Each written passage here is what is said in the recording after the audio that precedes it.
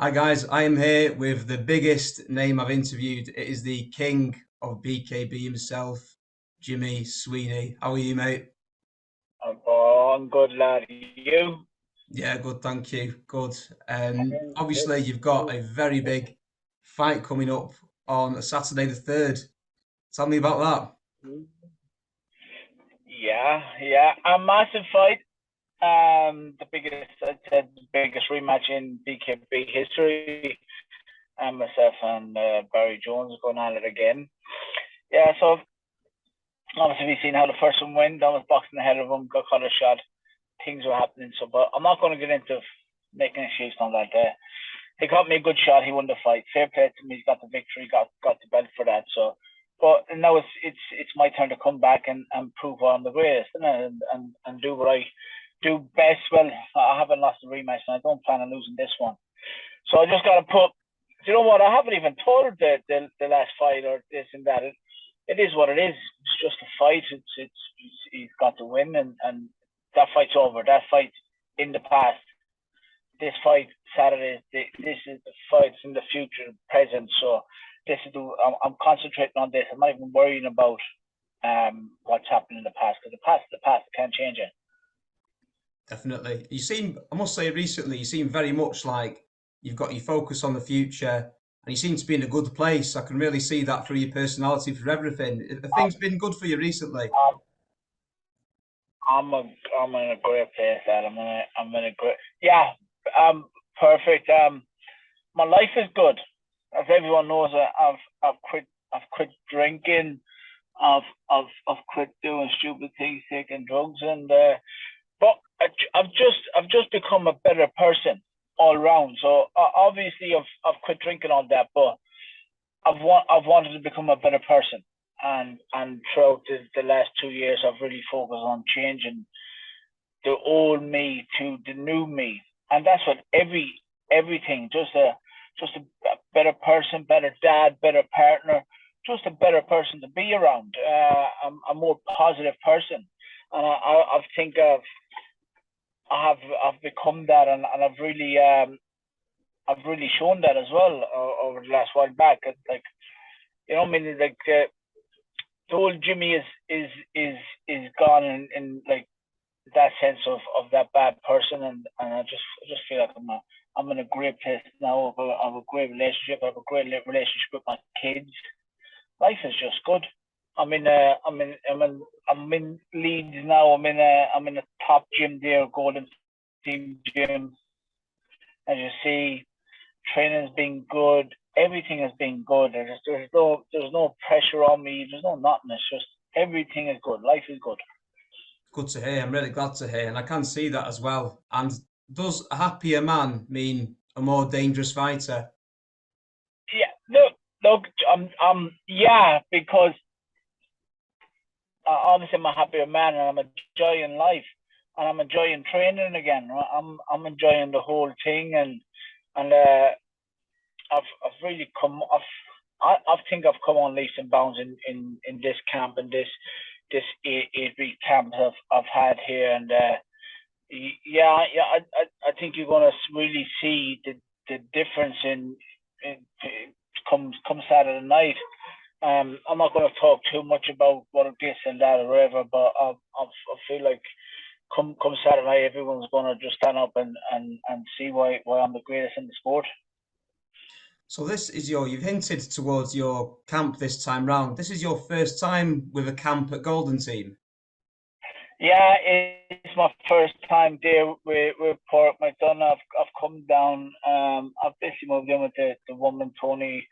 She's been absolutely great. Great support she's given me throughout this whole camp, and you know what? She's been an absolute blessing. I've been with her 6 months, and it's probably the happiest I've been in a long time. So thank you for that. So yeah, I've come down, and she said to me, there's a couple of gyms. I've been approached by a couple of gyms in Castleford. I won't go too much who they are, but I've I've I've decided, I'm going to go over to Golden Team and see what that's about. But I was very skeptical as well going over, because it's Paul McDonough's predominantly Thai boxing. He's come from a Thai boxing background, You know what I mean? Even though he has pros in there and all that, so it's kind of a bit like, oh, how is this going to be for my bare knuckle career, and especially this fight, this massive fight coming up. So yeah, I was very skeptical at first, but I've walked into the gym. I've done one session with him, and I said, yeah, this is for me. This is we've had that connection, and straight away he's I could see it in him where he knew what he wanted to do in getting me to fighting the southpaw, and he's really drilled it into me from day one. So yeah, from that day, I said, yeah, I found a new home in Golden Team. So a big thank you to the Golden Team, especially Paul, because took me in there, and we've really gone to work over the last 8 weeks, and you know what, I honestly can't thank that guy enough for what he's done for me. It sounds like it's going to give you a good confidence drive as well. Even though you're confident anyway, just to have a good camp is going to be crucial coming up to this. Yeah, I said that again there. I'm just look. That's all right. Look, I have her well trained. She's coming out with the tea. Look. See that? That's how you train your woman. Hey, you're a lucky man. But, Thank you. I'm a lucky man, aren't I? Yeah. Thank you. Yeah. That's all right, isn't Gotta it? get the Yorkshire tea in. What was that? Can you repeat that, please? Just saying that it's going to be invaluable, really crucial to have a good camp behind you with someone that you get along with, someone who's adding something to your game. You know what? As I said earlier on, it's about enjoying it, and it's definitely someone adding to your game, but you got to enjoy the training. You've got to want to go to the gym, and you know when you have that bond, and when you go into the gym, it's always laughing and jokes. But obviously the work gets put in. There's no jokes when you're working. But you have that good camaraderie with all the boys, and you know, I mean, it's vital in preparing for a camp where you have that bond. And especially, he knows his stuff as well. He's a co-trainer of Jack Bateson. He's a few good pro lads over there, so he knows his stuff as well. So I've got a guy who knows what he's doing, and a guy that I've got on as well, and has become a really good friend of mine through these last 8 weeks. So I think we're going to make a very dangerous team. Looking forward to seeing that in action. And I've seen on Facebook you've been having some really top level sparring as well, some really good prospects. Yeah, I've had some good sparring with good pros. I've been sparring a kid called Connor Lawrence there from Franley, where it's just off beside Leeds somewhere. I don't know where it is. He's 3-0 4-0 a pro, good kid. I've had a few kids there, and I finished the camp. I finished the camp yesterday. Well, sparring yesterday with got young guy called James Hennigan. He's 9-7-0 as a pro. Yeah, he's a Frank Warden lad. So he's out in 4 weeks, I think. So he's in camp. He's sparring the likes of Callum Smith already. He's putting in the work. So I finished the camp sparring him, just to gauge where I was. You know, maybe where my fitness is, where my sharpness is, and we've had a great spar, and I'm very, very happy with how that spar went, and the confidence that spar has given me going into this fight. I'd like to ask, going into this fight, there are a few factors into it about your motivation behind it. There could be a mixture of things. There could be the vengeance. There could be, I know it's a different weight category title, but getting the title. What sort of factors are pushing you, are driving you in this fight? Fuck the titles, lad. I just want to beat Barrie. No one's beaten me twice. Not a chance. That's my motivation, is to beat him. You know what I mean? This is what I want. Like, I've wanted to fight and for some reason, my normal reason, he wouldn't fight me for the 79 kilo title that he's won, because obviously he doesn't want to lose it. Like, obviously. So then he's come down to fight to 76. So whether he thought I was going to say no enough that fight, fuck the titles. Yeah, I'd fight him for any weight as long as I get that fight, and I've got that fight.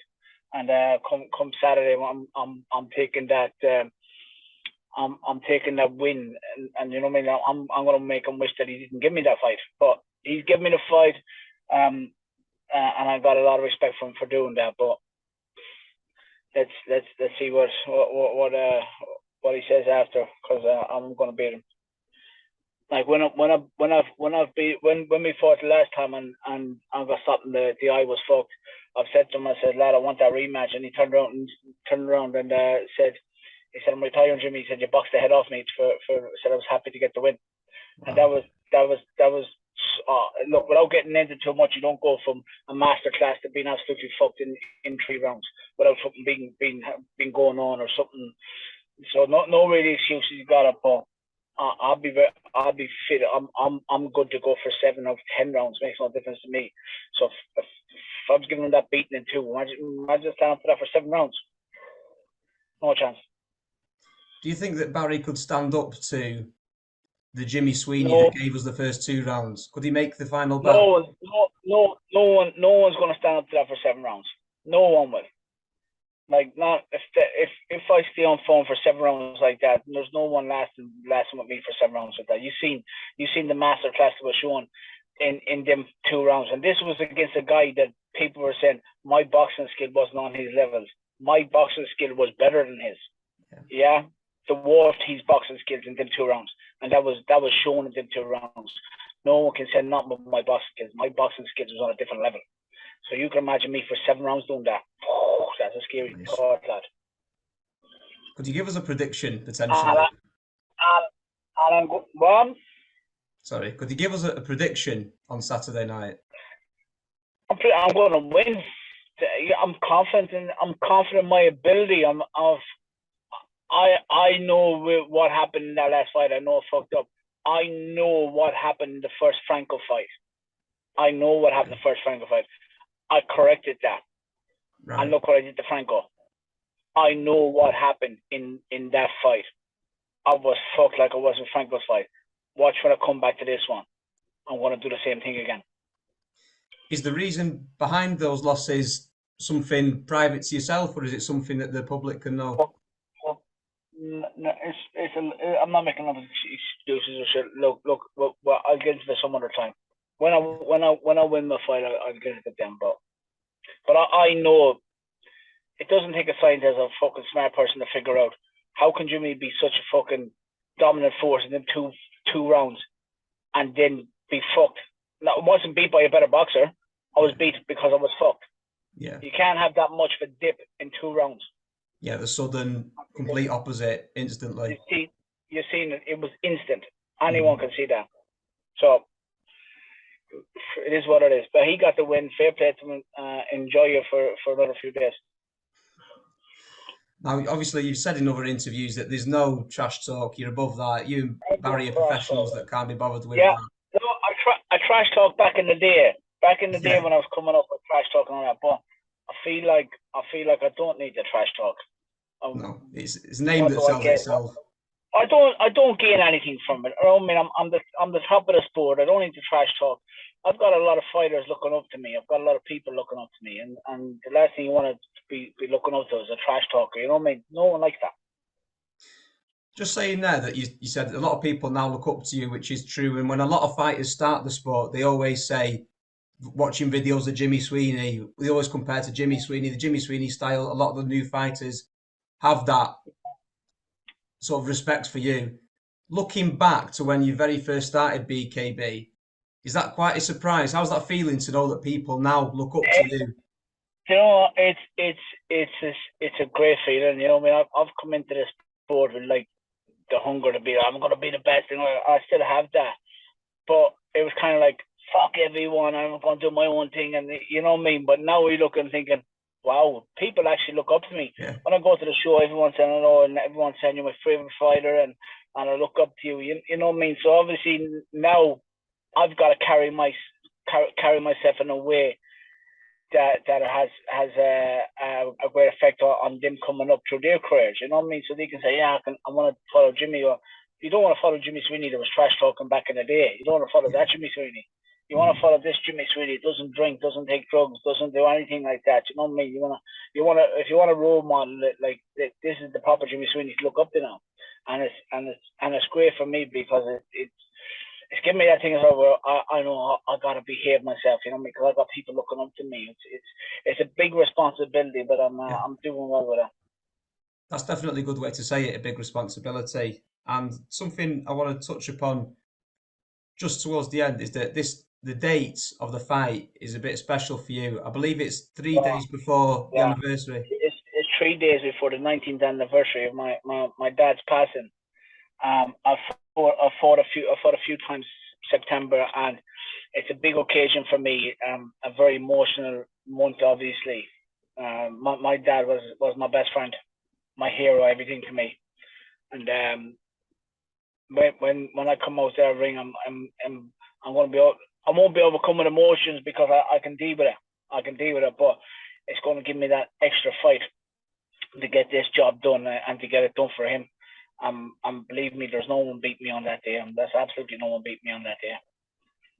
I believe is that why before your fights you often do the sign of the Yeah, cross, send it yeah, upwards. I've. Some guy said to me before, why'd you bless your face like there is no God on that? I don't do it to God. I do it to my dad. I bless my face. I ask my dad to look after me that ring. You know what I mean? To give me the strength. That's what I do. I do everything in this sport for him. Everything I do in life is for him and it's to make him proud of me.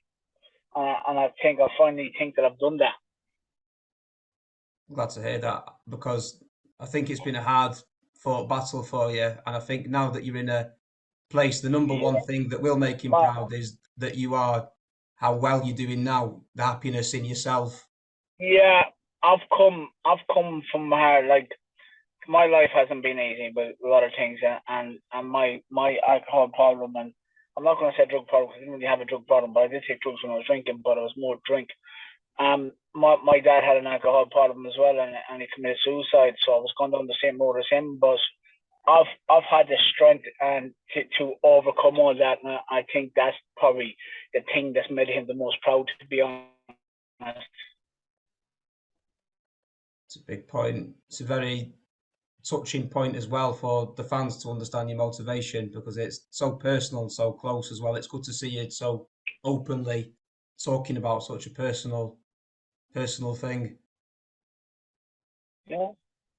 Look, I've had someone message me yesterday, right, and I won't say who it was, but they said I'm struggling to go on. So I've spent a bit of time talking to them and they've thanked me for it. You know what I mean? And that's down to me coming out with what I've been through and what I'm going through and stuff like that. And it's helped a lot of people. I just wish I've done it sooner. You know what I Yeah. mean? But anyone that's going through anything, my phone is always on, and you can hit me up if I need a bit of advice or something like that. If I can help people, I will. Yeah, that's definitely a message that we at Told the Line echo as well, the same as Jimmy, is look after yourselves, look after your friends, just be a good person, innit? Just look after each other. So, any Yeah, final message, yeah, we Jimmy, try, we before, try. But the main thing you got to look after yourself. yeah, Yeah, just big thank you to all my sponsors who's coming up for this show. You know who you are. Um, Top's done this week, so big shout out to my sponsors for helping me out in this camp. Massive shout out as well to all the fans is making this buying these tickets for another sellout show. Obviously, without the fans, there's no point doing what we're doing yeah, of course. without the fans. So a massive thank you to them. Thank you to the sponsors. And thanks to Barrie for taking this rematch. You know what I mean? Without Barrie taking the rematch, we wouldn't be here. So thanks, Barrie, for that. So it'll be 1 week today, September the 3rd at BKB 28, live at the O2. You can get it on Fight TV. If there's any tickets left, I'm sure you can get in contact via Facebook or on the O2's website. Jimmy, thank you very much because that's been a really our first interview on camera, and it's been, I thought we covered a lot of ground, a lot of serious stuff, a lot of really personal stuff. So I Yeah, really appreciate you on that. Thank you. No problem at all. Anytime, my friend. Anytime. Thank you very much, Jimmy. I've been Paolo Lucci. This is the King of BKB. See you soon. Well, thanks, pal. See you soon.